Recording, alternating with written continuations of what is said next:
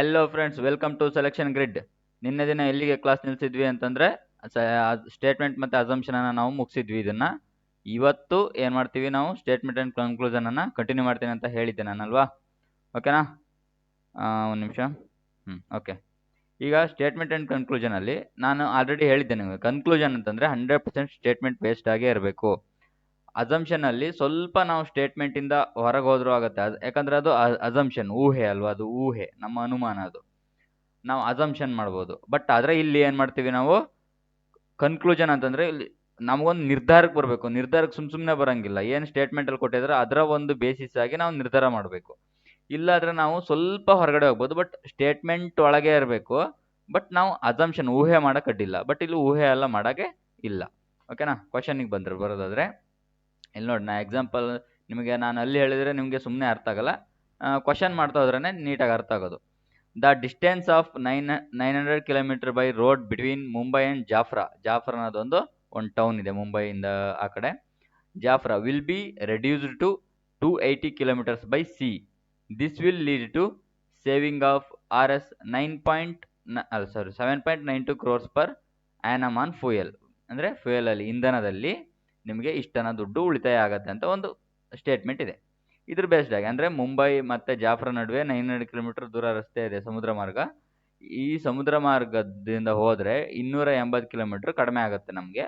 ಇದರಿಂದ ನಮಗೆ ಏನಾಗುತ್ತೆ ಅಂತಂದರೆ ಇಂಧನ ಇಷ್ಟು ಉಳಿತಾಯ ಆಗುತ್ತೆ ಅನ್ನೋದ್ರ ಬಗ್ಗೆ ಹೇಳ್ತಾ ಇದ್ದಾರೆ ಅವರು. ಓಕೆನಾ? ಅರ್ಥ ಆಯ್ತಲ್ವಾ? ಈಗ transportation by C is cheaper than that by road. ಇದು ಯಾರಾದರೂ ಎಲ್ಲರೂ ಕೊಟ್ಟಿದ್ದಾರಾ ಚೀಪ್ ಆಗುತ್ತೆ ಅಂತ? ಇದರಿಂದ ಇಷ್ಟು ಉಳಿಯುತ್ತೆ ಅಂದರೆ ಇಂಧನ ಇಷ್ಟು ಉಳಿಯುತ್ತೆ ಅಂತ ಹೇಳಿದ್ದಾರೆ. ಇಲ್ಲಿ ಏನು ಹೇಳಿದ್ದಾರೆ? ಇಷ್ಟು ಕೋಟಿ ರೂಪಾಯಿ ಇಂಧನ ಉಳಿಯುತ್ತೆ ಅಂತ ಹೇಳಿದ್ದಾರೆ ಅವರು. ಅಂದರೆ ಇಂಧನನ ಸೇವ್ ಮಾಡೋದ್ರ ಬಗ್ಗೆ ಮಾತಾಡಿದ್ದಾರೆ. ದುಡ್ಡು ಜಾಸ್ತಿ ಆದರೂ ಆಗ್ಬೋದು. ಓಕೆನಾ? ಅದು ಈಗ ನೋಡ್ರಿ, ನೀವು ಈಗ ನಾವು ಡೆಲ್ಲಿಗೆ ಹೋಗಬೇಕು ಅಂತಂದ್ರೆ ನೀವು ಟ್ರೈನಾಗಿ ಹೋಗ್ತೀರಾ. ಟ್ರೈನಾಗಿ ಹೋದರೆ ಎಷ್ಟು ರೂಪಾಯಿ ಚಾರ್ಜ್ ಆಗುತ್ತೆ ನಿಮಗೆ? ಅದೇ ನೀವು ಫ್ಲೈಟಾಗಿ ಹೋದರೆ, ಅದು ಬೇಡಪ್ಪ ನಿಮಗೆ ಬೆಂಗಳೂರಿಂದ ನೀವು ಡೆಲ್ಲಿಗೆ ಹೋಗ್ತಿದ್ದೀರಾ ಅಂತಂದರೆ ನೀವು ಫ್ಲೈಟಾಗಿ ಹೋಗ್ರಿ. ಎಷ್ಟು ಚಾರ್ಜ್ ಆಗುತ್ತೆ? ಮಿನಿಮಮ್ಮು 10,000-15,000 ಬೇಕಾಗುತ್ತಲ್ವ? 10,000 ಅಂತೂ ಬೇಕಾಗುತ್ತೆ ಫ್ಲೈಟ್. ಅದೇ ಆ ಥರ ಅಂದರೆ ಫ್ಲೈಟ್ ಆಗುತ್ತೆ. ಅಥವಾ ಕ್ರೂಸಲ್ಲಿ ನೀವು ನೀರಲ್ಲಿ, ಸಮುದ್ರದಲ್ಲಿ ಕ್ರೂಸಲ್ಲಿ ಹೋಗ್ತಿರಲ್ವಾ? ಕ್ರೂಸಲ್ಲಿ ಹೋದ್ರೂ ಕೂಡ ಜಾಸ್ತಿ ಆಗುತ್ತೆ ರೇಟ್. ಅದೇ ನೀವು ಬಸ್ಸಲ್ಲಿ ಅಥವಾ ಟ್ರೈನಲ್ಲಿ ಹೋದರೆ ಕಡಿಮೆ ಆಗುತ್ತೆ. ಸೊ ನಾವು ಏನು ಸಿ ಮೂಲಕ ಹೋಗೋದ್ರಿಂದ ಚೀಪ್ ಆಗುತ್ತೆ ಅಂತ ಹೇಳಲಿಕ್ಕೆ ಬರಲ್ಲ, ಬಟ್ ಇಂಧನ ಉಳಿಯುತ್ತೆ ಅಷ್ಟೇ. ಸೊ ಇದೇನಾಗುತ್ತೆ, ಸ್ಟೇಟ್ಮೆಂಟು ತಪ್ಪು. ನಾವು ಈ ಥರ ಕನ್ಕ್ಲೂಷನ್ಗೆ ಬರೋಕ್ಕಾಗಲ್ಲ ಚೀಪರ್ ಅಂತ ಹೇಳಿ. ನೆಕ್ಸ್ಟ್, ಇಂಧನವನ್ನು ಗರಿಷ್ಠ ಮಟ್ಟದಲ್ಲಿ ಉಳಿಸಬೇಕು. ನೋಡಿ, ಸ್ಟೇಟ್ಮೆಂಟ್ ಅದ್ರ ಬಗ್ಗೆನೇ ಇದೆ ಅಲ್ವಾ? ಇಂಧನ ಉಳಿಸೋದ್ರ ಬಗ್ಗೆನೇ ಇದೆ. ಇಷ್ಟು ಹಿಂಗೆ ಬಂದರೆ ನಾವು ಇಷ್ಟು ಇಂಧನವನ್ನು ಉಳಿಸ್ತೀವಿ ಅಂತ ಇಲ್ಲಿದೆ. ಹಾಗಿದ್ಮೇಲೆ ನಾವು ಏನು ಮಾಡ್ಬೋದು? ಈ ಸೆಂಟೆನ್ಸನ್ನು ಸರಿ ಅಂತ ತಗೋಬೋದು ಅಲ್ವಾ? ಬಿ. Next question. ಒಳ್ಳೆಯ ಧ್ವನಿ ನೈಸರ್ಗಿಕ ಕೊಡುಗೆಯಾಗಿದೆ, ಆದರೆ ಸಂಗೀತ ಕ್ಷೇತ್ರದಲ್ಲಿ ಸುಧಾರಿಸಲು ಮತ್ತು ಉತ್ತಮ ಸಾಧನೆ ಮಾಡಲು ನಿರಂತರವಾಗಿ ಅಭ್ಯಾಸವನ್ನು ಮಾಡಬೇಕು. ಅರ್ಥ ಆಯ್ತಲ್ವಾ? ಇಲ್ಲಿ ಕರ್ತಾರೆ. Okay. A good voice is a natural gift, but one has to keep practising to improve and excel well in the field of music. ಮ್ಯೂಸಿಕಲ್ಲಿ ಅವನು ಅಲ್ಲೇ ಇರಬೇಕು ಅಂತಂದರೆ, ಒಳ್ಳೆ ಪ್ಲೇಸಲ್ಲಿ ಇರ್ಬೇಕಂತಂದ್ರೆ ಅವ್ನು ಡೈಲಿ ಪ್ರಾಕ್ಟೀಸ್ ಮಾಡಬೇಕು ಅಂತ. ನೈಸರ್ಗಿಕ ಕೊಡುಗೆಗಳಿಗೆ ಪೋಷಣೆ ಮತ್ತು ಆರೈಕೆ ಅಗತ್ಯವಿದೆ. ಅದನ್ನೇ ಇಲ್ಲಿ ಹೇಳಿದಾರಲ್ವಾ? ಅವನು ನಿರಂತರ ಪ್ರಾಕ್ಟೀಸ್ ಮಾಡಬೇಕು ಅಂತಂದ್ರೆ ಏನು, ಪೋಷಣೆ ಮತ್ತು ಆರೈಕೆಯನ್ನು ಅವನು ಮಾಡಬೇಕು ಅಂತಲೇ ಅವ್ರು ಹೇಳಿದ್ದಾರೆ ಅಲ್ವಾ? ಅಂದರೆ ಇದು ಸರಿ. ನಿಮ್ಮ ಧ್ವನಿ ಚೆನ್ನಾಗಿಲ್ಲದಿರೋ ಸಹ ನೀವು ಅಭ್ಯಾಸವನ್ನು ಮುಂದುವರಿಸಬೇಕು. ಇದ್ರ ಬಗ್ಗೆ ಎಲ್ಲರೂ ಮೆನ್ಷನ್ನೇ ಮಾಡಿಲ್ಲ. ಆ್ಯಂಡ್ ಧ್ವನಿ ಚೆನ್ನಾಗಿಲ್ದಿರೋ ಅಭ್ಯಾಸ ಮಾಡಿ ಅಂತ ಏನಾದ್ರು ಹೇಳಿದಾರಾ? ಇಲ್ಲ, ಸ್ಟೇಟ್ಮೆಂಟಲ್ಲಿ ಏನೂ ಇಲ್ಲ. ಸೊ ಏನಾಗುತ್ತೆ ಇದಕ್ಕೆ ಆನ್ಸರು? ಎ ಒಂದೇ ಸರಿಯಾಗತ್ತೆ. ಅರ್ಥ ಆಯ್ತಲ್ವ ಕನ್ಕ್ಲೂಷನ್ ಹೇಗೆ ಅಂತ? ಕನ್ಕ್ಲೂಷನ್ ಈಸಿ, ಅಸಂಪ್ಷನ್ ಸ್ವಲ್ಪ ಕ್ರಿಟಿಕಲ್ ಮಾಡಿದ್ದಾರೆ ಈಗ. ಓಕೆನಾ? Conclusion easy. ನೆಕ್ಸ್ಟ್, ಸ್ಥಳೀಯ ಕಚ್ಚಾ ತೈಲದ ಉತ್ಪಾದನೆಗಿಂತ ದೇಶೀಯ ಬೇಡಿಕೆಯು ವೇಗವಾಗಿ ಹೆಚ್ಚುತ್ತಿದೆ. ಸ್ಥಳೀಯವಾಗಿ ಕಚ್ಚಾ ತೈಲ ಇದೆಯಲ್ಲ, crude oil, domestic demand has been increasing faster than the production of indigenous crude oil. Indigenous ಅಂತಂದರೆ ದೇಶೀಯ, ಸ್ಥಳೀಯ ಕಚ್ಚಾ ತೈಲದ ಉತ್ಪಾದನೆಗಿಂತ ದೇಶೀಯ ಬೇಡಿಕೆ ಅಂದರೆ ದೇಶದಲ್ಲಿರೋ ಬೇಡಿಕೆನೇ ಜಾಸ್ತಿಯಾಗಿ ಹೆಚ್ಚುತ್ತಾ ಇದೆ ಅಂತ.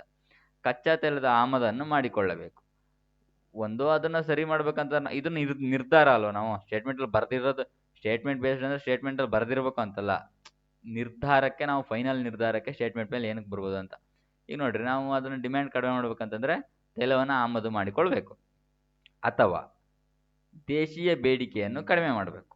ಇಲ್ಲೇನಿದೆ, ಒಂದೋ ದೇಶೀಯ ಬೇಡಿಕೆ ಕಡಿಮೆ ಮಾಡ್ತೀರಾ ನೀವು, ಅಥವಾ ಏನು ಮಾಡ್ತೀರಾ, ದೇಶಿ ಕಚ್ಚಾ ತೈಲವನ್ನು ಆಮದು ಮಾಡ್ಕೊಳ್ತೀರಾ. ಎರಡರಲ್ಲಿ ಒಂದು ಮಾಡಲೇಬೇಕು ತಾನೆ ನೀವು. ಅಥವಾ ಆಮದು ಮಾಡ್ಕೊಳ್ತಿಲ್ಲ ಅಂತಂದ್ರೆ ದೇಶೀಯ ಬೇಡಿಕೆನಾದರೂ ಕಡಿಮೆ ಮಾಡಬೇಕು, ಅಥವಾ ದೇಶೀಯ ಬೇಡಿಕೆ ಕಡಿಮೆ ಮಾಡಕ್ಕೆ ನಿಮ್ಮ ಹತ್ರ ಆಗಲ್ಲ ಅಂತಂದ್ರೆ ತೈಲನ ಆಮದು ಮಾಡ್ಕೊಳ್ಳೇಬೇಕು. ಯಾಕಂತಂದ್ರೆ ಉತ್ಪಾದನೆ ನಮ್ಮಲ್ಲಿ ಏನಾಗಿದೆ, ಕಡಿಮೆ ಆಗಿದೆ ಅಲ್ವಾ. ಅಂದ್ರೆ ಒಂದು ಇದು ಸರಿ ಆಗತ್ತೆ ಅಥವಾ ಇದು ಸರಿ ಆಗತ್ತೆ. ಅರ್ಥ ಆಯ್ತಲ್ವಾ? ಯಾವುದಿದು, ಐದರ್ ಒನ್ ಆರ್ ಟು. ಏನು ಸರ್ 5 ಆಪ್ಷನ್ ಇದೆ ಅಂತ ಹೇಳ್ಬಿಡ್ರಿ, ನಾನು ಅಷ್ಟಕ್ಕೂ ಒಂದನ್ನೇ ಕಾಪಿ ಪೇಸ್ಟ್ ಮಾಡಿರೋಕ್ಕಾಗಿ ಈ ಆಪ್ಷನನ್ನು ಪಿ ಪಿ ಟಿಯಲ್ಲಿ ಸುಮ್ಮನೆ ಒಂದಕ್ಕೆ 4 ಮತ್ತೆ ಮತ್ತೆ ಬರೀದಕ್ಕೆ ಅಂತೇಳಿ 5 ಆಪ್ಷನ್ ಮಾಡಿದ್ದೀವಿ. S S C G D ಎಲ್ಲ ಏನಾಗುತ್ತೆ, 4 ಆಪ್ಷನ್ ಕೊಟ್ಟಿರ್ತಾರೆ, ಮತ್ತೆ 5 ಆಪ್ಷನ್ ಅಂತ ತಗೋಬೇಡಿ. ಬ್ಯಾಂಕಿಂಗಲ್ಲಿ ಮಾತ್ರ 5 ಆಪ್ಷನ್ ಇರುತ್ತೆ. ಓಕೆನಾ? ಈ ಕ್ವಶನ್ ಅರ್ಥ ಆಯ್ತಾ? ನೆಕ್ಸ್ಟ್ ಕ್ವಶನ್ಗೆ ಹೋಗುವ. Okay, all the organised persons find some time for rest. ಎಲ್ಲರೂ ಏನು ಮಾಡ್ತಾರೆ, ರೆಸ್ಟಿಗೆ ಟೈಮ್ ತಗೊಂತಾರೆ, ಆರ್ಗನೈಸ್ಡ್ ಇರೋ persons. Sunita, in spite of her very busy schedule, find some time for rest. ಅಂತಂದರೆ ಎಲ್ಲ ಸಂಘಟಿತ ವ್ಯಕ್ತಿಗಳು ಕೂಡ ವಿಶ್ರಾಂತಿಗಾಗಿ ಸಮಯವನ್ನು ಕಂಡುಕೊಳ್ಳುತ್ತಾರೆ. ಸುನೀತಾ ಇದ್ದಾಳಲ್ಲ, ಅವಳು ಬಿಡುವಿಲ್ಲದ ವೇಳಾಪಟ್ಟಿಯಲ್ಲೂ ಕೂಡ ಅವಳು ಏನು ಮಾಡ್ತಾಳೆ, ವಿಶ್ರಾಂತಿಗಾಗಿ ಸಮಯವನ್ನು ಕಂಡುಕೊಳ್ತಾಳೆ. ನೋಡಿ, ಇದು ಕನ್ಕ್ಲೂಷನ್. ಈಗ ಸುನೀತಾ ಒಬ್ಬ ಸಂಘಟಿತ ವ್ಯಕ್ತಿ. ಸುನೀತಾ ಒಬ್ಬ ಸಂಘಟಿತ ವ್ಯಕ್ತಿ ಹೌದಾ? ಸಂಘಟಿತ ವ್ಯಕ್ತಿ ಆಗಿರೋದಕ್ಕಾಗಿ ಅವಳು ಏನು ಮಾಡ್ತಿದ್ದಾಳೆ, ವಿಶ್ರಾಂತಿಗಾಗಿ ಸಮಯವನ್ನ ಕಂಡುಕೊಳ್ತಾ ಇದ್ದಾಳೆ. ಇಲ್ಲಿ ನೋಡ್ರಿ, ಸಂಘಟಿತ ವ್ಯಕ್ತಿಗಳು ವಿಶ್ರಾಂತಿಗಾಗಿ ಸಮಯವನ್ನು ಕಂಡುಕೊಳ್ತಾರೆ ಅಂತ ಅವರೇ ಸ್ಟೇಟ್ಮೆಂಟಲ್ಲಿ ಕೊಟ್ಟಿದ್ದಾರೆ. ಅವಳು ವಿಶ್ರಾಂತಿಗೆ ಅವಳು ಸಮಯನ್ನ ಮೀಸಲಿಟ್ಟಿದ್ದಾಳೆ ಅಂತಂದ್ರೆ ಅವಳೊಬ್ಬಳ ಸಂಘಟಿತ ವ್ಯಕ್ತಿ. ನಾವು ಕನ್ಕ್ಲೂಷನ್ಗೆ ಬರ್ಬೋದಲ್ವಾ? Next, Sunita is an industrious person.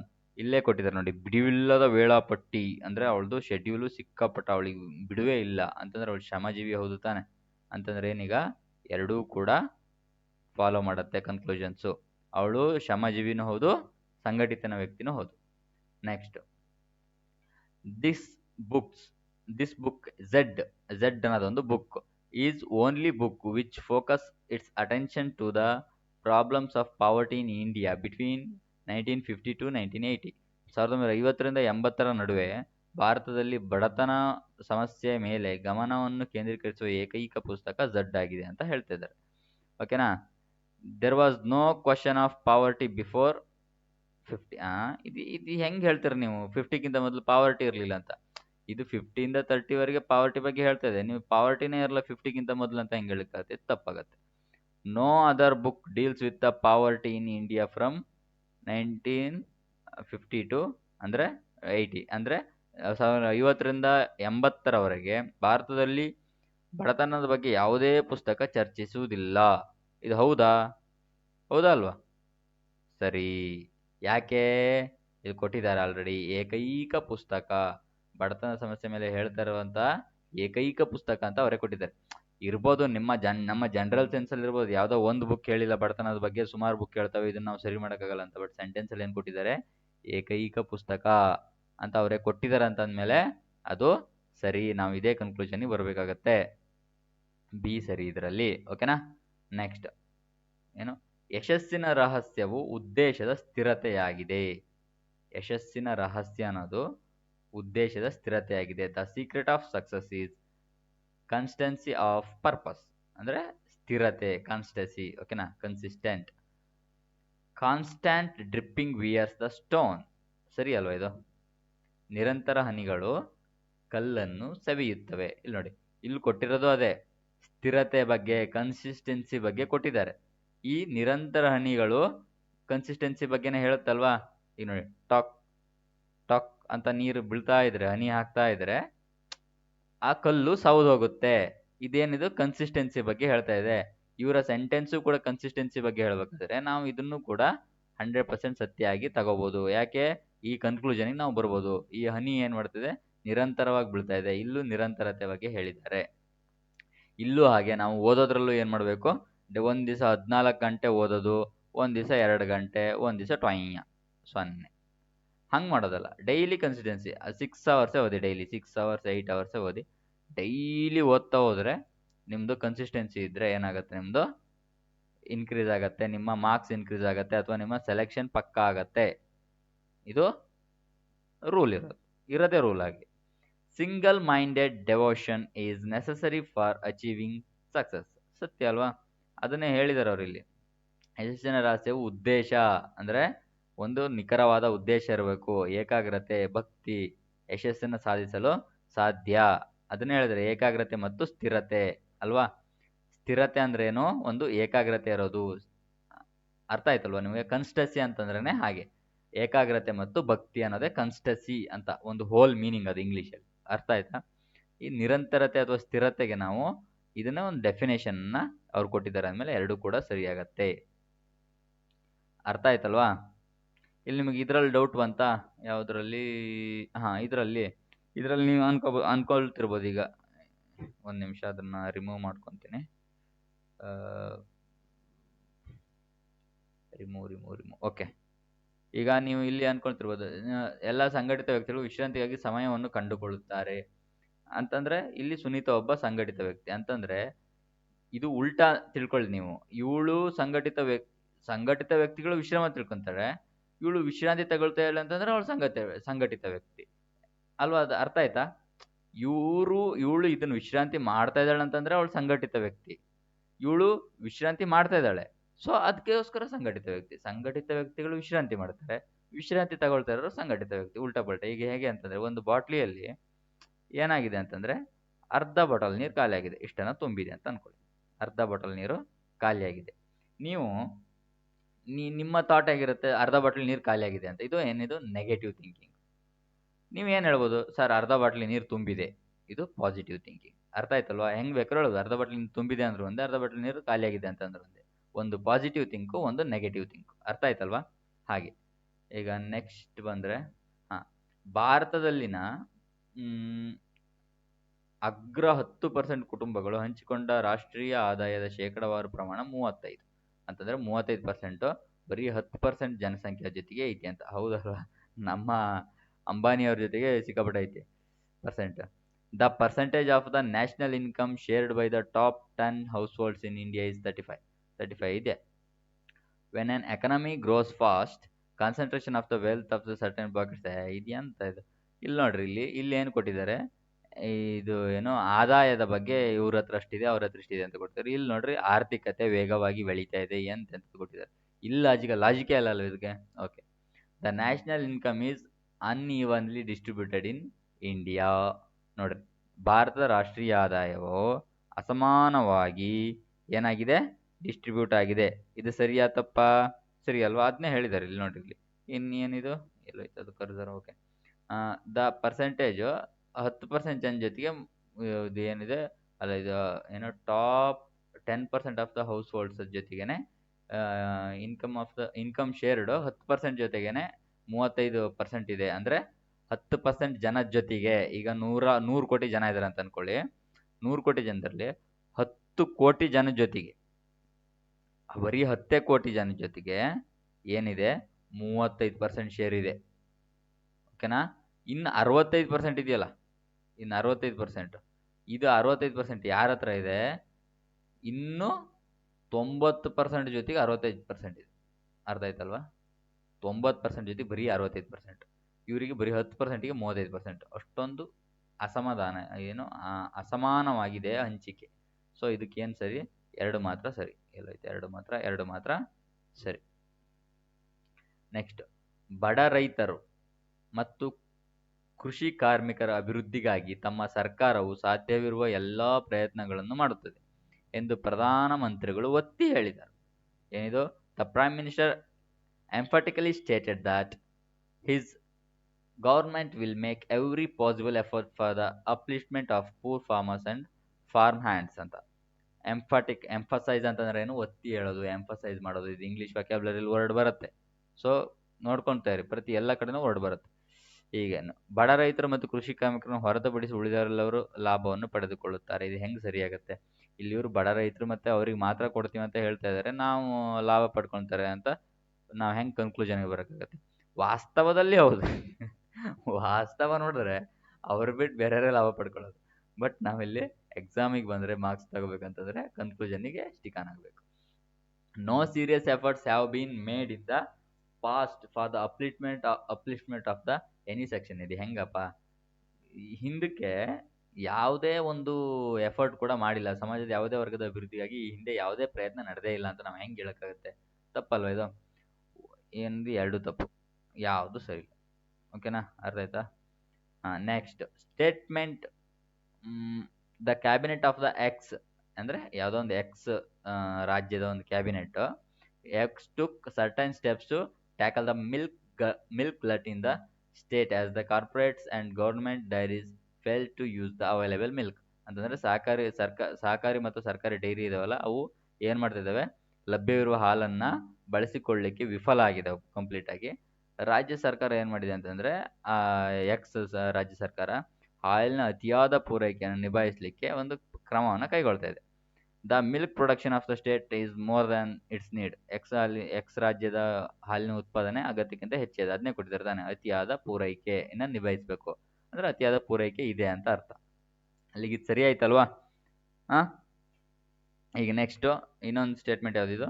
The government and cooperative dairies in state X are not equipped in terms of resources and technology to handle such milk. ರಾಜ್ಯ ಸರ್ಕಾರಿ ಮತ್ತು ಡೈರಿಗಳು ಅತಿ ಹೆಚ್ಚುವರಿ ಹಾಲನ್ನು ನಿಭಾಯಿಸಲು ಏನಿದು ಓಕೆ ಸಂಪನ್ಮೂಲ ಮತ್ತು ತಂತ್ರಜ್ಞಾನ ವಿಷಯದಲ್ಲಿ ಸುಸಜ್ಜಿತವಾಗಿಲ್ಲ. ಅದಕ್ಕೋಸ್ಕರ ಇವರು ಕೆಲವೊಂದು ಕ್ರಮಗಳನ್ನ ನಾವು ತೆಗೆದುಕೊಳ್ಬೇಕು ಈಗ ಅಂತಾನೆ ಅವರು ಅನ್ಕೊಂತಿದ್ದಾರೆ. ಅದನ್ನ ಪೂರೈಕೆ ಮಾಡ್ಲಿಕ್ಕೆ ಏನಾದ್ರು ಅಲ್ಲಿ ಅವರಿಗೆ ಸುಸಜ್ಜಿತ ಕ್ರಮಗಳಿದ್ದಿದ್ರೆ ಅವ್ರು ಏನಕ್ಕೆ ಎಕ್ಸ್ಟ್ರಾ ಕ್ರಮ ತಗೋಬೇಕಿತ್ತಲ್ವಾ? ಅಂತಂದ್ರೆ ಇದು ಸ್ಟೇಟ್ಮೆಂಟ್ ಕೂಡ ಸರಿ. ಅವ್ರ ಹತ್ರ ಇನ್ನೂ ಸುಸಜ್ಜಿತ ತಂತ್ರಜ್ಞಾನ ಇಲ್ಲ ಅಂತಂದ್ರೆ ಈಗ ಯಾವ್ದು ಸರಿ? ಎರಡೂ ಸರಿಯಾ? ಇದು ಸರಿ, ಇದು ಸರಿ. ಹೌದು, ಎರಡು ಸರಿ. Next, the manager humiliated Sachin in the presence of his colleagues. ಅಂತಂದ್ರೆ ವ್ಯವಸ್ಥಾಪಕರು ಏನು ಮಾಡಿ ಸಚಿನನ್ನ ಅವನನ್ನ ಅವಮಾನ ಮಾಡಿದ್ರು. ಏನೋ ಒಂದು ವಿಷಯಕ್ಕೆ ಅವಮಾನ ಮಾಡಿದ್ರು. ಏನೋ ಪತ್ಲನ್ ಥರ ಇದೆಯಾ ನೀನು, ಇದು ಏನೋ ಕಾಗೆ ಕಾಲು ಗುಬ್ಬಿ ಕಾಲು ಥರ ಇದೆಯಾ, ಹಂಗೆ ಏನೋ ಅವನಿಗೆ ಇದು ಮಾಡಿದ್ರು. ಇದು ನಾಯಿ ಹೊಡೆಯೋ ಕೋಲಿದ್ದಂಗೆ ಇದೆಯಾ ಅನ್ನೋ ಥರ ಟೀಸ್ ಮಾಡಿದ್ರು. Manager didn't like the Sachin. ಅವ್ರು ಟೀಸ್ ಮಾಡಿದ್ರು ಅಂದ ತಕ್ಷಣ ಮ್ಯಾನೇಜರ್ಗೆ ಸಚಿನ್ ಇಷ್ಟ ಇಲ್ವಾ? ಹಂಗೆ ಹೇಳೋಕ್ಕಾಗತ್ತಾ? ಅವರೆಲ್ಲರೂ ಹೇಳಿದಾರೆ ಇಲ್ಲಿ ಮ್ಯಾನೇಜರ್ಗೆ ಸಚಿನ್ ಇಷ್ಟ ಇಲ್ಲ ಅಂತ. ಇಷ್ಟ ಇರ್ಬೋದು, ಬಟ್ ಅವ್ನ ಕನ್ಸರ್ನಿಂದಾನೇ ಹೇಳಿರ್ಬೋದಲ್ವ. ನೀನು ಇದು ಏನೋ ಒಂದು ಕಾಳಜಿಯಿಂದ ಹೇಳಿರ್ಬೋದು. ಸೊ ಏನಾಗುತ್ತೆ ಇದಕ್ಕೆ? ಇದೇನಾಗುತ್ತೆ? ತಪ್ಪಾಗತ್ತೆ. ಸರಿ ಆಗ್ತದೆ, ತಪ್ಪಾಗತ್ತೆ. ಸೊ ಇಷ್ಟನೂ ಇರ್ಬೋದು, ಬಟ್ ಅವನಿಗೆ ಅವಮಾನ ಮಾಡಿದ್ರು ಅಂದ ತಕ್ಷಣ ಅವ್ನು ಇಷ್ಟ ಇಲ್ಲ ಅಂತ ಹೇಳಲಿಕ್ಕಾಗಲ್ಲ ನಾವು. Sachin was not popular among his colleagues. ಅವ್ನು ಪಾಪ್ಯುಲರ್ ಕೂಡ ಇರ್ಬೋದು. ನೀವು ಹೆಂಗೆ ಹೇಳ್ತೀರಾ ಪಾಪ್ಯುಲರ್ ಇಲ್ಲ ಅಂತೇಳಿ? ಅವನಿಗೆ ಇವರು ಅವಮಾನ ಮಾಡಿದ್ರು ಅಂದ ತಕ್ಷಣ ಅವ್ನು ಪಾಪ್ಯುಲರ್ ಇಲ್ಲದೆ ಅಂತ? ಪಾಪ್ಯುಲರೇ ಇರ್ಬೋದು. ಪಾಪ್ಯುಲರ್ ಇರೋದಕ್ಕೆ ಅವಮಾನ ಮಾಡೂ ಇರ್ಬೋದು, ಹೆಂಗೆ ಗೊತ್ತು? ಸೊ ಎರಡು ತಪ್ಪು. ಅರ್ಥ ಆಯ್ತಲ್ವಾ? ಇದೇ answer.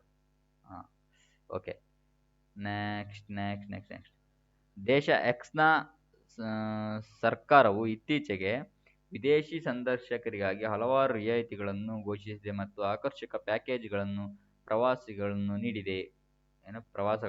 Okay. The government of country X has recently announced several concessions and offered attractive package tours for the foreign visitors. ನಾವು ಮೋರ್ ದ್ಯಾನ್ ಕನ್ಕ್ಲೂಷನ್ಗೆ ಬಂದರೆ ಈಗ ಇದು ಅರ್ಥ ಆಯ್ತಲ್ವಾ? ಏನು ಸಂದರ್ಶಕರಿಗೆ ಅಥವಾ ಬರೋರಿಗೆ ಹೆಚ್ಚು ರಿಯಾಯಿತಿ ಮತ್ತು ಪ್ಯಾಕೇಜ್ ಎಲ್ಲ ಕೊಡ್ತಾ ಇದೆ ಸರ್ಕಾರ ಅಂತ. More number of foreign visitors will visit the country. ನೋಡಿ, ಆಫರ್ ಕೊಡ್ತಿದ್ದಾರೆ ಅಂತಂದರೆ ವಿಸಿಟ್ ಮಾಡೋದೇ ಇಲ್ಲದಾರೆ. ಈಗ ಅಮೇರಿಕಕ್ಕೆ ಸಿಕ್ಕಾಪಟ್ಟ ವೀಸಾ ಇದೆ, ಫ್ರೀ ವೀಸಾ ಮಾಡಿಬಿಟ್ರೆ ಎಲ್ಲರೂ ಹೋಗೋದಿಲ್ಲ. ಹೋಗಿ ನೋಡ್ಕೊಬರ ಒಂದ್ಸಲ ಅಮೇರಿಕ ಹೋಗೋಣ ಬರ್ರೆ, ಸ್ವಿಟ್ಜರ್ಲ್ಯಾಂಡ್ ಹೋಗೋಣ ಬರ್ರ. ಸೊ ಏನೋ ಈಗ ಯುರೋಪಿಯನ್ ಕಂಟ್ರಿಗಳಿಗೆ ವೀಸಾ ಸಿಗೋದೇ ಕಷ್ಟ. ಅದೇ ಇನ್ನೇನಾದ್ರು ಫ್ರೀ ಮಾಡಿಬಿಟ್ರೆ ಸ್ವಿಟ್ಜರ್ಲ್ಯಾಂಡ್ಗೆಲ್ಲ ನಾನು ಒಂದು ರೌಂಡ್ ಹೋಗುತ್ತೆ. ಈಗ ನೋಡ್ರಿ, ನಮ್ಮ ಹುಡುಗಿರಿಗೆ ಬಸ್ ಫ್ರೀ ಮಾಡಿದ್ರಲ್ಲ, ಬಸ್ ಫ್ರೀ ಮಾಡಿದ್ರು ಅಂತ ಇವ್ರು ಫುಲ್ ಕರ್ನಾಟಕ ತುಂಬ ಅಡ್ಡಾಡ್ತಿದ್ದವ್ರೆ. ಇನ್ನೇನಾದ್ರು ಫ್ಲೈಟ್ ಏನಾದ್ರು ಫ್ರೀ ಮಾಡಿ ಅವರಿಗೆ ಆ ಫ್ಲೈಟ್ ಭಾಗ್ಯ ಅಂತ ಬಿಟ್ಬಿಟ್ರೆ ಮುಗೀತು ಕೆಲಸ. ಎಲ್ಲಿ ಇಡೀ ವರ್ಲ್ಡ್ ಟೂರ್ ಮಾಡಿಬಿಡ್ತಾರೆ ಆರಾಮಾಗಿ. ಸೊ ಅರ್ಥ ಆಯ್ತಲ್ವಾ? ದ ಗೌರ್ಮೆಂಟ್ ಆಫ್ ಅಂದರೆ ಇದು ಸರಿ. ಈಗ the government of country X seems to be serious in attracting tourist. ಅಂತಂದರೆ ಇವ್ರು ಇಷ್ಟೆಲ್ಲ ಪ್ಲ್ಯಾನ್ ಮಾಡಿಕೊಂಡು ಘೋಷಣೆ ಎಲ್ಲ ಮಾಡಿದ್ದಾರೆ ಅಂತಂದರೆ ಅವರು ಟೂರಿಸ್ಟ್ನ ಅಟ್ರಾಕ್ಟಿಂಗ್ ಮಾಡೋದಕ್ಕೋಸ್ಕರ ಮಾಡ್ತಾ ಇದ್ದಾರಲ್ವ. ಸೊ ಈ ಸೆಂಟೆನ್ಸ್ ಕೂಡ ಏನಾಗುತ್ತೆ, ಫಾಲೋ ಆಗುತ್ತೆ. ಎರಡು ಕೂಡ ಸರಿ. Next, only good singers are invited in the conference. No one without a sweet voice is good singer. ಅಂತಂದರೆ ಸಮ್ಮೇಳನಕ್ಕೆ ಕೇವಲ ಉತ್ತಮ ಗಾಯಕರನ್ನು ಮಾತ್ರ ಆಹ್ವಾನಿಸಲಾಗಿದೆ, ಮಧುರ ಧ್ವನಿ ಇಲ್ಲದೆ ಯಾರೂ ಕೂಡ ಉತ್ತಮ ಗಾಯಕರಲ್ಲ ಅಂತ ಸ್ಟೇಟ್ಮೆಂಟಲ್ಲಿ ಹೇಳಿದೆ. ನೋಡಿ, ನೆನ್ಪಿಟ್ಕೊಟ್ಟಿದೆ, important line. All invited singers in the conference have sweet voice. ಈಗ ನೋಡ್ರಿ, ಎಲ್ಲ ಇನ್ವೈಟೆಡ್ ಸಿಂಗರ್ಸ್ ಕೂಡ ಕಾನ್ಫರೆನ್ಸು ಸ್ವೀಟ್ ವಾಯ್ಸನ್ನು ಹೊಂದಿದ್ದಾರೆ. ಸರಿ ಅಲ್ವಾ? ಇಲ್ಲ ಆಲ್ರೆಡಿ ಹೇಳಿದ್ದಾರೆ ಸಮ್ಮೇಳನಕ್ಕೆ ಕೇವಲ ಉತ್ತಮ ಗಾಯಕರನ್ನು ಮಾತ್ರ ಇದು ಮಾಡಿದ್ದಾರೆ. ಏನು ಉತ್ತಮ ಗಾಯಕರು ಅಂದ್ರೆ ಯಾರವರು? ಮಧುರ ಧ್ವನಿ ಇರೋರು ಮಾತ್ರ ಉತ್ತಮ ಗಾಯಕರು. ಉತ್ತಮ ಗಾಯಕರನ್ನು ಇವ್ರು ಯಾರೇ ಕರೆದಿದ್ದಾರೆ ಅಂತಂದ್ರೆ ಆ ಉತ್ತಮ ಗಾಯಕರಿಗೆಲ್ಲ ಸ್ವೀಟ್ ವಾಯ್ಸ್ ಇದೆ ಅಂತಾನೆ ಅರ್ಥ. ಇಲ್ಲ ಅಂತಂದ್ರೆ ಅವ್ರು ಉತ್ತಮ ಗಾಯಕರು ಅಲ್ಲ. ಅರ್ಥ ಆಯ್ತಲ್ವ? ಇದು ಈ ಸೆಂಟೆನ್ಸ್ ಏನಿದು ಸರಿ. Those singers who do not have sweet voice are not invited in the conference. ಇಲ್ಲಿ ಆಲ್ರೆಡಿ ಹೇಳಿದ್ದಾರೆ ಉತ್ತಮ ಗಾಯಕರನ್ನ ಮಾತ್ರ ಮಾಡಿದೀವಿ ಅಂತೇಳಿ. ಓಕೆನಾ? ಉತ್ತಮ ಗಾಯಕರಿಗೆ ಎಲ್ರಿಗೂ ಸ್ವೀಟ್ ವಾಯ್ಸ್ ಇದೆ, ಯಾಕಂದ್ರೆ ಮಧುರವಾಗಿ ಧ್ವನಿ ಇಲ್ದೇ ಇರೋರು ಯಾರು ಉತ್ತಮ ಗಾಯಕರು ಅಲ್ಲ. ಈಗ ಮಧುರ ಧ್ವನಿ ಇಲ್ದೇ ಇರೋರು ಉತ್ತಮ ಗಾಯಕರು ಅಲ್ಲ ಅಂದಮೇಲೆ ಮಧುರ ಧ್ವನಿ ಇಲ್ಲದ ಉತ್ತಮ ಗಾಯಕರನ್ನ ಸಮ್ಮೇಳನ ಆಹ್ವಾನ ಮಾಡಿರೋದಿಯಾ? ಇಲ್ಲ. ಯಾಕೆ ಮಾಡಿಲ್ಲ? ಆಹ್ವಾನಿಸಿಲ್ಲ ಅಂತಂದ್ರೆ ಸರಿ. ಇದು ಸರಿ. ಆಹ್ವಾನಿಸಿಲ್ಲ ಅಂತ ಇದೆಯಲ್ಲ, ಹಾಂ, ಆಹ್ವಾನಿಸಿಲ್ಲ ಸರಿ ಅಲ್ವಾ? ಆಹ್ವಾನಿಸಿಲ್ಲ ತಾನೆ. ಮಧುರ ಧ್ವನಿ ಇಲ್ಲದ ಯಾವರನ್ನು ಉತ್ತಮ ಧ್ವನಿ ಇರೋರನ್ನು ಮಾತ್ರ ಅಂತಿದೆ ನೋಡ್ರಿ, ಮಾತ್ರ ಅಂತಿದೆ. ಇಲ್ಲಿ ಇನ್ ಕೇಸ್ ಏನಾದ್ರು ಸಮ್ಮೇಳನಕ್ಕೆ ಉತ್ತಮ ಗಾಯಕರನ್ನು ಆಹ್ವಾನಿಸಲಾಗಿದೆ ಅಷ್ಟೇ ಇದ್ದಿದ್ರೆ ಏನಾಗ್ತಿತ್ತು? ಉತ್ತಮ ಧ್ವನಿ ಇಲ್ದಿದ್ದರನ್ನ ಆಹ್ವಾನಿಸಿಲ್ಲ ಅಂತ ನಾವು ಎಲ್ಲೂ ಸೆಂಟೆನ್ಸ್ ಅಲ್ಲಿ ಇರ್ತಿರ್ಲಿಲ್ಲ. ನಾವು ಅದನ್ನ ಉತ್ತಮ ಗಾಯಕರನ್ನ ಆಹ್ವಾನಿಸಿಲ್ಲ ಅಂತ ಹೇಳಕ್ಕಾಗಲ್ಲ. ಬಟ್ ಆದ್ರೆ ಇಲ್ಲಿ ಏನ್ ಮಾಡಿದ್ದಾರೆ? ಮಾತ್ರ ಅಂತ ಅವ್ರು ಮೆನ್ಷನ್ ಮಾಡಿದ್ದಾರೆ. ಮಾತ್ರ ಅಂತ ಮೆನ್ಷನ್ ಮಾಡಿದ್ಮೇಲೆ ಅವ್ರನ್ನ ಮಾತ್ರ ಮಾಡಿದ್ದಾರೆ, ಬೇರೆಯವ್ರನ್ನ ಮಾಡಿಲ್ಲ. ಸೊ ಎರಡೂ ಕೂಡ ಫಾಲೋ ಆಗತ್ತೆ. 13ನೇ ಸೆಂಟೆನ್ಸ್ ಒಂದ್ಸರಿ ರೆಕಾರ್ಡ್ ನೋಡೋಣ. ಎಲ್ಲೋಯ್ತು? ಆಗ್ತಾ ಇದೆ. ಓಕೆ, ನೆಕ್ಸ್ಟ್ ಸೆಂಟೆನ್ಸ್ ಎಲ್ಲೋಯ್ತಪ್ಪ? ಹಾಂ. From the next academic year students will have the option of dropping mathematics and science for the school leaving certification exam. ಅಂತಂದರೆ ಮುಂದಿನ ಶೈಕ್ಷಣಿಕ ವರ್ಷದಿಂದ ವಿದ್ಯಾರ್ಥಿಗಳು ಶಾಲಾ ಪ್ರಮಾಣ ಪರೀಕ್ಷೆಗಾಗಿ ಗಣಿತ ಮತ್ತು ವಿಜ್ಞಾನ ವಿಷಯಗಳನ್ನು ಬಿಡುವ ಅಗತ್ಯವನ್ನು ಹೊಂದಿರ್ತಾರೆ. ಓಫ್ ಅಪ್ಪ ಅಂತಾರೆ ನಮ್ಮ ಹುಡುಗರು. ಮ್ಯಾಥ್ಸು ಅಂದರೆ ಪಾಪ ಅಯ್ಯಯ್ಯೋ ಅಂತಾರೆ.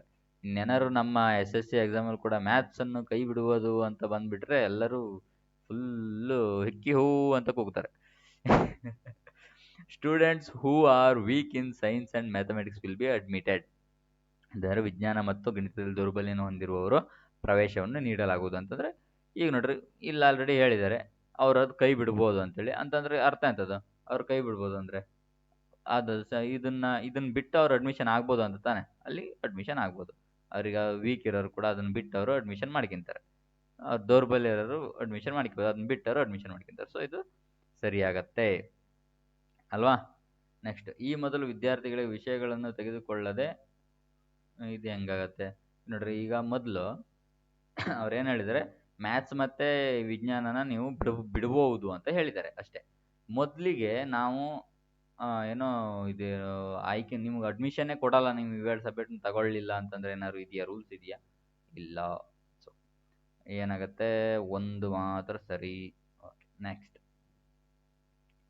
In a recent survey report, it has been stated that those who undertake physical exercise for at least half an hour day are less prone to have any heart ಅಂತಂದ್ರೆ ಇತ್ತೀಚಿನ ಸಮೀಕ್ಷೆ ಏನು ಹೇಳ್ತಿದೆ ಅಂತಂದ್ರೆ ಅವರಿಗೆ ದೈಹಿಕ ಇದಾಗಲ್ಲ ಅಂತಂದ್ರೆ. ಇಲ್ಲಿ ನೋಡ್ರಿ ಕನ್ನಡದಲ್ಲಿದೆ ನೋಡಂತ ಒಂದು ನಿಮಿಷ.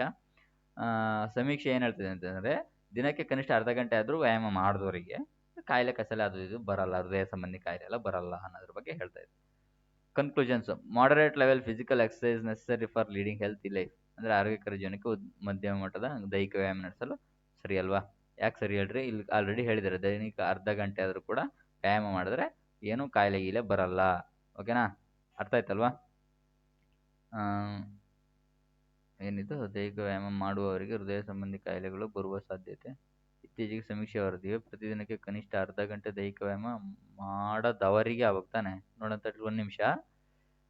In a recent survey report it has been stated that those who undertake physical exercise for at least half an hour for a day are less prone to.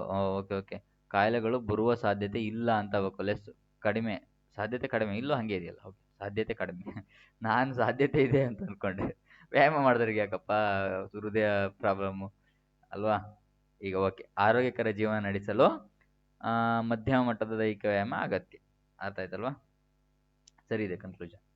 All people who do desk bound jobs definitely suffer from the heart ailments. ಅಂತಂದರೆ ಹಾರ್ಟಿಗೆ ಸಂಬಂಧಪಟ್ಟಂತೆ ಕಾಯಿಲೆನ ಅವರು ಮಾಡ್ತಾ ಇದ್ದಾರೆ. ಅಂದರೆ ಡೆಸ್ಕಲ್ಲಿ ಕೂತ್ಕೊಂಡವರು, ಇದು ತಪ್ಪು. ಎಲ್ರಿಗೂ ಕೂಡ ಎಂಬ ಹೃದಯ ಸಂಬಂಧಿ ಕಾಯಿಲೆ ಮತ್ತು ಡೆಸ್ಕಲ್ಲಿ ಕೂತ್ರೆ ಅದು ಹೆಂಗೆ ಹೇಳ್ತೀಯ? ಕೆಲವರಿಗೆ ಬರಬಹುದು. ಸೊ ಏನಾಗುತ್ತೆ? ಒಂದು ಮಾತ್ರ ಸರಿ. This world is neither good nor evil, each man manufactures a world for himself. ಈ ಪ್ರಪಂಚವು ಒಳ್ಳೆಯದೂ ಅಲ್ಲ ಕೆಟ್ಟದೂ ಅಲ್ಲ, ಪ್ರತಿಯೊಬ್ಬ ಮನುಷ್ಯನು ತನಗಾಗಿ ಒಂದು ಪ್ರಪಂಚವನ್ನು ನಿರ್ಮಿಸಿಕೊಳ್ಳುತ್ತಾನೆ. ಸಮ್ ಅಂದರೆ ಈಗ ಕನ್ಕ್ಲೂಷನಿಗೆ ಬಂದರೆ ಇದು ಸೆಂಟೆನ್ಸ್ ಆಯ್ತು ಅಂತಂದರೆ ಪ್ರತಿಯೊಬ್ಬ ಅವನಿಗೆ ಸಂಬಂಧಪಟ್ಟಿದ ಒಂದು ಪ್ರಪಂಚನ ನಿರ್ಮಿಸ್ಕೊಳ್ತಾನೆ ಅವನದೇ ಒಂದು ದೃಷ್ಟಿಕೋನದಲ್ಲಿ. ಪ್ರತಿಯೊಬ್ಬರು ಹಾಗೆ ಅಲ್ವಾ. Some people find this world quite good. ಕೆಲವು ಜನರು ಈ ಪ್ರಪಂಚವನ್ನು ಸಾಕಷ್ಟು ಒಳ್ಳೆಯದಾಗಿ ಕಾಣ್ತಾರೆ. ಹೌದು, ಕೆಲವರಿಗೆ ಒಳ್ಳೆಯದಾಗಿ ಕಾಣ್ತಾರೆ, ಅದನ್ನೇ ಕೊಟ್ಟಿದ್ದಾರೆ ಇಲ್ಲಿ. ಪ್ರಪಂಚವು ಕೆಲವರಿಗೆ ಒಳ್ಳೆಯದು ಅಲ್ಲ, ಕೆಲವರಿಗೆ ಕೆಟ್ಟದ್ದು ಅಲ್ಲ, ಅವ್ರವ್ರಿಗೆ ತಕ್ಕಂತೆ ಮಾಡ್ಕೊಂತಾರೆ. Some people find this world quite bad. ಕೆಲವರಿಗೆ ಇದು ಕೆಟ್ಟದಾಗಿ ಕಾಣುತ್ತೆ. ಹೌದು, ಅದನ್ನೇ ಕೊಟ್ಟು ಸೆಂಟೆನ್ಸಲ್ಲಿ ಇರೋದೇ ಅದಲ್ವಾ. ಎರಡೂ ಕೂಡ ಸರಿ. Next, double your money in 5 months an advertisement. ಹಾಗೆ ಕೊಡ್ತಾರಲ್ವಾ. ಈಗ ನಮ್ಮ ಯೂಟ್ಯೂಬಲ್ಲೂ ಹಾಕಿರ್ತಾರೆ ಏನಂತ, ಒಂದೇ ನಿಮ್ಮ ಇದರಲ್ಲೂ ಕೂಡ ಏನು ಇದು ನಿಮ್ಮ ಇದೇ ಕ್ಲಾಸ್ ಇಷ್ಟೇ ಕೇಳಿದ್ರೆ ಸಾಕು ನಿಮ್ಮದು ಅಷ್ಟು ನಿಮ್ಗೆ 100ಕ್ಕೆ 150% ಮಾರ್ಕ್ಸ್ ಅಂತಾರೆ ಎಲ್ಲ ಬುಕ್ಕಾಳಿ. ನಿಜವಾಗ್ಲೂ ಮಾಡೋದಿದ್ರೆ ಬರೀ 10 ನಿಮಿಷ 20 ನಿಮಿಷ ಅಲ್ಲ. ನಾನು ಕ್ಲಾಸಸ್ ಎಲ್ಲ ನೋಡಿ, ವೊಕ್ಯಾಬ್ಯುಲರಿ ಕ್ಲಾಸ್ 1 ಗಂಟೆ ಇದೆ, ಅರ್ಧ ಗಂಟೆ ಇದೆ, ಇಷ್ಟ ಅಂದರೆ ಡೀಟೇಲ್ಡ್ ಮಾಹಿತಿ ಇದ್ದರೆ ಮಾತ್ರ ಪಾಸ್ ಆಗ್ಲಿಕ್ಕೆ ಸಾಧ್ಯ. ಸುಮ್ಮನೆ ಒಂದು 5 ನಿಮಿಷ 10 ನಿಮಿಷ ಏನೋ ಒಂದು ಯಾವುದೋ ಒಂದು 2 ಲೈನು 1 ಲೈನು ಅಂದ್ಕೊಂಡು ಮಾಡಿದ್ರೆ ಏನು ಯೂಸ್ ಇಲ್ಲ. ಒಂದು 4 ದಿನಕ್ಕೆ ನಮಗೆ ಖುಷಿ ಆಗುತ್ತೆ. ಯಾಕಂತಂದರೆ ನಾವು ಪಟ ಪಟ ಲೆಕ್ಕ ಮಾಡಿ ಕೊಡ್ತೇವೆ, ಆನ್ಸರ್ ಬರ್ತಾ ಇರುತ್ತೆ ನಮಗೆ. ಬಟ್ ಎಕ್ಸಾಮಲ್ಲಿ ಟುಸ್ ಪಟಾಕಿ, ಎಕ್ಸಾಮಲ್ಲಿ ಟುಸ್ ಪಟಾಕಿ ಆಗೋದೆ. ಕೆಲವರು ಸಕ್ಸಸ್ ಆಗ್ತಾರೆ. ಆ ಕೆಲವರು ಸಕ್ಸಸ್ಸನ್ನು ನೋಡಿ ನಾವು ಕೂಡ ಏನಾಗ್ತೀವಿ, ನಾವು ಹಂಗಾಗ್ತೀವಿ ಅಂತ ಅನ್ಕೊಂತೀವಿ. ಹಾಗಾಗಲ್ಲ ಇದು. ಓಕೆನಾ. The assurance is not genuine. ನಾವು ಅಶ್ಯೂರೆನ್ಸು ಜೆನ್ಯೂನ್ ಅಲ್ಲ, ಇದನ್ನು ನಾವು ಹೇಳಲಿಕ್ಕಾಗಲ್ಲ. ಜೆನ್ಯೂನ್ ಅಲ್ಲ ಅಂತಲೂ ಹೇಳಲಿಕ್ಕಾಗಲ್ಲ, ಹೌದು ಅಂತಲೂ ಹೇಳೋಕ್ಕಾಗಲ್ಲ. ಇದೇ ಇನ್ ಕೇಸ್ ಏನಾಗಿದೆ, ಇದು RBI ಅಥವಾ ನಮ್ಮ ಸೆಲೆಕ್ಷನ್ ಗ್ರಿಡ್ ಚಾನಲಿಂದ ಕೊಟ್ಟಿದ್ರೆ ಇದು ಸತ್ಯ. ಯಾಕಂತಂದರೆ RBI SBI ಎಲ್ಲ ರೆಪ್ಯೂಟೆಡ್ ಸಂಸ್ಥೆಗಳು. ಅದೇ ಯಾವುದೋ ಒಂದು ಲೋಕಲ್ ಕಂಪ್ನಿ ಅದೊಂದು ಹಾಕಿತ್ತು ಅಂತಂದರೆ ಅದನ್ನು ನಂಬಲಿಕ್ಕಾಗಲ್ಲ. ಸೊ ಇದನ್ನು ನಾವೇನು ಹೇಳಲಿಕ್ಕಾಗಲ್ಲ. People want their money to grow ಅಂತಂದರೆ ಜನರು ತಮ್ಮ ಹಣವನ್ನು ಗ್ರೋ ಆಗಲಿಕ್ಕೆ ಬಯಸ್ತಾರೆ.